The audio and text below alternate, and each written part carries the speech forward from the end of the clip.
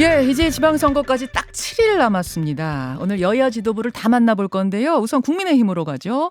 지방선거 판세, 또 신설되는 법무부 산하 인사검증단 이야기, 그리고 국회 현안까지 이분과 함께 짚습니다. 국민의힘 송원석 원내수석 부대표 연결이 돼 있습니다. 송원석 부대표님 안녕하세요.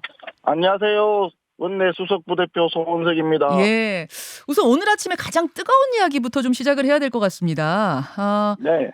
청와대 민정수석실을 폐지하고 인사검증은 그럼 어떻게 할 것인가가 굉장히 관심사였는데 결국 법무부 산하 인사정보관리단이라는 조직이 신설이 되네요. 네. 그리고 최종 검증은 대통령실 공직기강 비서관이 하는 것으로. 이거 어떤 의미입니까? 글쎄요. 비정상의 정상화라고 표현할 수 있지 않을까 합니다. 그동안에 이제 그 민정수석실이 지나치게 과다하게 그 권력을 하다 보니까, 지난 문정부에서 문제가 많이 발생했지 않습니까? 네. 그것을 이제 정부 부처로 되돌려줘가지고, 법무부에서 인사검증을 하게 됨으로써, 실질적인 정부가 제대로 운용되는 우리나라 헌법의 정신을 제대로 살리는 어떤 그런 방향성이 아닐까 이렇게 생각이 됩니다. 말하자면 민정수석실에 몰렸던 그 막강한 권한을 좀 분산한다 이런 취지인 거죠? 그렇죠. 당연하죠. 그렇죠. 그게 우리 헌법의 취지에도 보면요. 대통령과 국회가 있고 정부 부처가 있는데 예, 예. 대통령 그 실에 있는 예. 분들은 전부 다 비서, 보좌진입니다. 예. 그 보좌진이기 때문에 기능적으로는 정부가 부처에 사는 것이 오히려 더 적절하고 그것이 헌법 취지에 맞는다고 보여지거든요. 네. 그렇기 때문에 아마 이게 비정상의 정상화 수준이 아닌가 이렇게 생각을 하고 있고요. 예, 예. 민정수석이 검찰을 통제한다든지 그다음에 인사에서 전횡을 하는 이런 부분들은 앞으로 많이 사라지지 않을까 이렇게 기대를 하고 있습니다. 자, 그 좋은 취지 좋습니다. 근데 지금 우려가 나오는 건 인사검증이란 명분이 있으니까 얼마든지 개인 신상에 대해서도 샅샅이 조사를 할 수 있고 그 과정에서 뭔가가 잡히면 바로 수사에 들어가서 착수할 수 있다. 이거를 잘 활용하면은 흠 하나 없는 최고의 인사를 뽑아낼 수 있겠지만 이걸 악용하자고 치자면 합법적으로 정적 제거하는 데 쓰이지 않겠는가. 심지어 지금 같은 경우는 법무부 장관이 대통령 최측근이고 또 검찰 출신이고 게다가 최종 검증한다는 대통령실 공직기강 비서관 역시 검찰 출신 측근이기 때문에 이게 권한을 막강한 권한을 분산시키고자 한 취지인데 오히려 권한이 집중되는 건 아니냐 이런 우려가 나옵니다. 부대표님. 오히려 거꾸로죠. 만약에 그런 취지로 검증 과정에 그리고 수사를 하고 어떻게 정적을 한다든지 이런 취지라고 한다면 예. 대통령실에 민정수석을 둠으로써 대통령이 직접 관할을 하는 것이 훨씬 더 강력하고 그것이 지난 문정부 때도 작동을 했다고 봐야 되죠. 맞아요. 그래서 그걸 없애는 공약에 대해서는 국민들이 많이 환호했던 것 같은데 이제 네. 그것이 법무부 장관 산하의 인사 조직으로 가는 것에 대해서는 다들 갸우뚱하는 부분이 좀 있는 것 같아요. 오히려 그것이 오히려 더 바람직하다고 보죠. 법무부 장관은 아시다시피 개별적인 수사 사건이나 이런 데는 관여를 하지 못하게 되어 있지 않습니까? 네. 오히려 수사, 형사, 사법 체계를 움직이는 사람이기 때문에 오히려 그것이 더 바람직하다라고 볼 수 있는 거예요.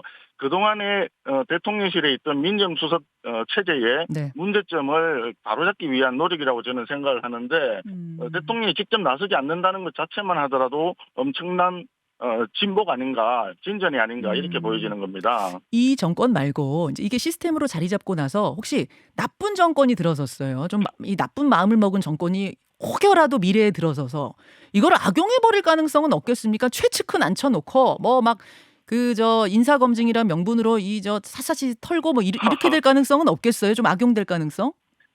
모든 제도라고 하는 것은 악용을 한다고 생각을 하게 되면 마찬가지입니다. 어떤 제도라도 운용하는 사람이 만약에 악한 마음을 먹는다 치면 예. 제도가 아무리 선하게 잘 만들어져 있다 하더라도 악용되면은 그것이 치명타가 될 수가 있죠. 우리는 과거 사례에서 그런 것들을 굉장히 많이 봐왔기 때문에 악용한다는 걸 전제로 해가지고 제도를 논한다 그러면 아마 선한 제도가 만들어질 수가 없을 겁니다. 그 부분에 대해서는 운용의 묘를 잘 살리고 또 국회라든지 또 국민이라든지 네. 제3기관에서 잘 이 견제와 균형을 해야 되겠죠. 예. 지금 아무래도 이제 대통령의 워낙 최측근이 법무부 장관에 앉아 있는 상황에서 제도가 만들어지다 보니까 그런 좀 그 오해와 우려가 있는 것은 사실인 것 근데 같습니다. 그 최측근이라든지 뭐 예. 이런 식의 표현 자체가 저는 조금 잘못된 것 아, 같아요. 그렇습니까? 네, 그 어떤 특정인 한 사람만이 대통령의 최측근이고 그분으로 하여금 모든 일을 다 하게 한다라고 이렇게 너무 좀 지나치게 해석을 하는 거 음. 아닌가 이렇게 싶은데 대한민국이라는 나라는 그렇게 뭐 측근 몇 사람이 움직이는 그런 나라가 아니라고 생각하고 대한민국의 민주주의와 대한민국의 헌법은 그런 점에서 국민 주권주의를 굉장히 잘 실현하고 있는 나라이다. 그렇기 때문에 전횡을 했던 문재인 정부, 민주당 정부가 국민의 심판을 받아서 정권이 교체됐다. 저는 이렇게 생각을 합니다. 그렇기 때문에 국민이 굉장히 중요하고 민심이 천심이라는 말처럼 예. 우리 윤 대통령 시절에 윤 정부도 민심을 잘 받들고 국민들의 뜻을 잘 받들어서 음. 정부를 운영해야 된다. 그렇게 저는 생각을 합니다. 알겠습니다. 국민의힘 송원석 원내수석 부대표 만나고 있습니다. 국회 현안으로 좀 가보죠. 이제 네. 후반기 원구성을 해야 되는데 법사위원장을 누가 할 것이냐 이게 최대 이슈입니다.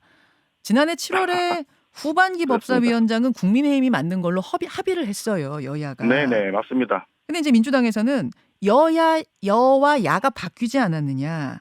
그때 국민의힘이 법사위원장은 견제 기능 가지도록 야당이 해야 된다. 이런 논리였으니 이제 야당이 된 우리 민주당이 해야 된다. 이렇게 주장을 합니다. 어떻게 생각하세요?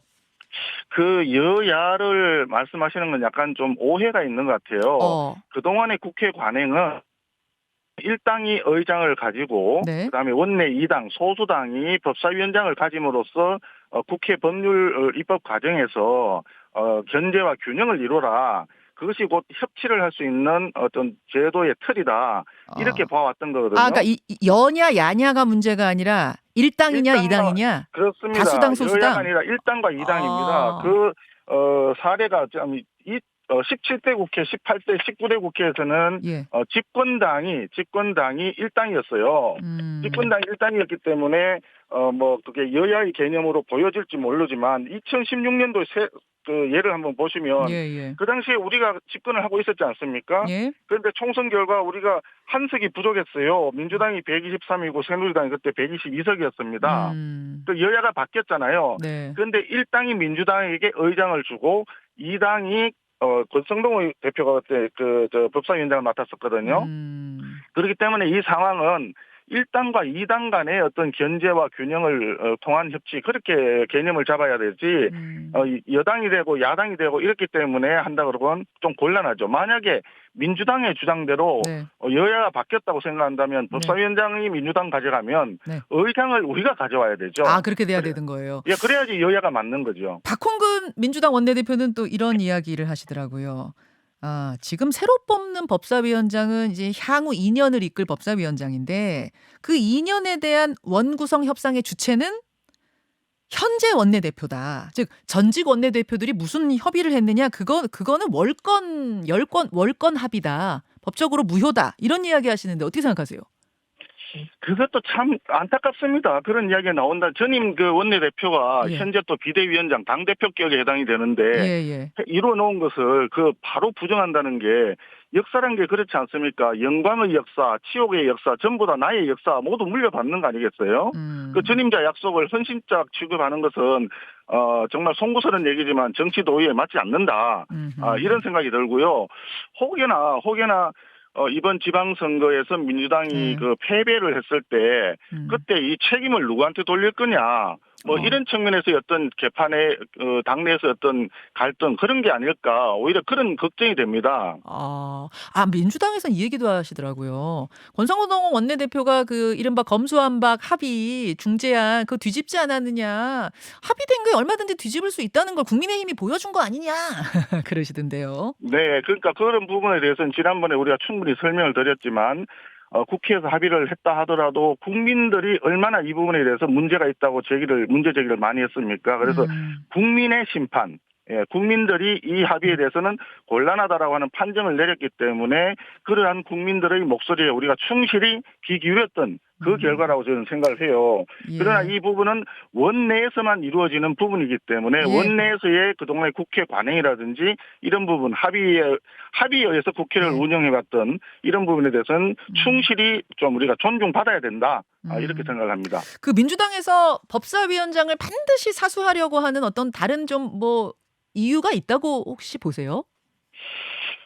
그거 부분은 저도 참 잘 이해가 좀 잘 못하겠는데요. 뭔가 앞으로 중수청이라든지 이런 걸 함으로써 뭐 검수완박을 완결하겠다 뭐 이런 시도인지 잘 어. 모르겠습니다. 그러나 그런 부분도 사실은 지금 우리가 집권을 하고 있기 때문에 대통령의 거부권도 있고 이러기 때문에 이게 자기들이 원하는 대로 되지는 않을 거거든요. 아하. 그래서 이게 왜 그런지 조금 궁금하긴 한데 하나 생각할 수 있는 거는 지난 2년 동안 다수당이 아니라 절대 다수당. 그래서 절대 반지를 끼고 있다. 이런 측면에서 입법 폭주랄까요? 입법 독재랄까요? 이렇게 마구 했는데 그러한 경험에 따른 약간의 추억 되새김질인가 이런 느낌도 좀 들고요. 그래서 이 부분에 알겠습니다. 대해서는 국민들의 목소리에 좀 귀 기울이면서 네. 조금 더 겸허하게 그렇게 협상에 임해 주셨으면 좋지 않겠나 하는 예. 것이 제 바람입니다. 알겠습니다. 만약 법사위원장 민주당이 하려면 국회의장은 그러면 국민의힘이 하겠다. 그럼 바꾸자. 그 말씀하셨어요. 송원석 의원님, 그 지방선거 네, 얘기 좀 해보겠습니다. 네. 선거까지 딱 일주일 남았는데 현재 판세는 어떻게 보고 계세요? 뭐 지방선거 부분에 대해서는 현재까지 분위기가 그렇게 나쁘지는 않다고 저는 생각을 합니다. 그렇지만 지금 현재 나오고 있는 여론조사라고 하는 것은 숫자는 숫자에 불과합니다. 기본적으로 그 투표장에 얼마나 많은 분들이 나와 주시느냐, 우리를 지지하는 분들이 많이 투표장에 나와야만 이길 수 있는 거거든요. 그게 가장 중요하다라고 좀 생각을 하는 거고. 투표율. 또 하나는 우리가 이제 집권하고 처음으로 있는 지방선거이기 때문에 예. 우리 윤석열 정부가 하고자 하는 어떤 경제 회복이나 민생 회복, 그다음에 대한민국 정상화, 안보, 외교 이런 부분들에 대해서 충분히 지원을 함으로써 국정 동력을 확보할 수 있도록 우리 지방선거에서 많은 국민들께서 좀 도와주시기를 다시 한번 강조를 하고 예. 또 설득하면서 업소하고 그렇게 나아야 된다고 생각합니다. 지금 상대당 움직임도 뭐 당연히 예의주시하고 계실 텐데요. 어제 민주당 박지원 공동비대위원장의 대국민 사과, 대국민 호소는 어떻게 보셨어요? 그 부분도 참 안타깝습니다. 이 안타까운 게 사실상 그 반성하고 사과해야 될 분들은 지금 다 그 뒤로 숨었거든요. 어, 실제로 사과해야 될 사람들이 정말 민주당을 절대 반지를 끼고서 국민들을 외면하고 자기들이 하고자 하는 대로 폭주했던 사람들 이분들이 사실은 자리를 옮겨가면서 지역을 옮겨가면서 출마를 하고 또 어떤 특정 지역을 피해서 이쪽이 인천 계양을이 훨씬 자기한테 유리하다, 절대적으로 유리한 지역이다 해서 경기도 성남에서 벗어나가지고 그쪽으로 옮겨가고 도망간 것처럼 사람들이 생각을 하지 않습니까? 이런 부분들에 대해서 반성하고 또 국민들의 어떤 양해와 그런 그 용서를 구해야 될 사람들인데 그분들은 다 뒤에 숨어 있고 비대위원장이 나서서 이 사과하는 모습이 참 안타까웠던 그런 생각이 들었습니다. 지금 절대 반지 얘기를 한 두 번 하셨거든요. 절대 반지. 네. 저는 절대 반지 낀 사람을 좀 누구로 보시는 건가 했는데 쭉 설명하시는 거 들어보니까 혹시 이재명 후보 말씀하시는 거예요? 아닙니다. 특정한 개인을 말씀드리는 것은 아니고요. 예. 민주당에서 지난 총선 때 예. 180석을 가지면서 그런 취지로 얘기를 했던 것이 기억이 납니다. 알겠습니다. 알겠습니다. 17개 광역단체장 기준으로 봤을 때 몇 곳 정도 승리를 목표로 하세요? 지금 현재는? 이 부분에 대해서는 제가 딱 설명드리기는 좀 곤란한데요.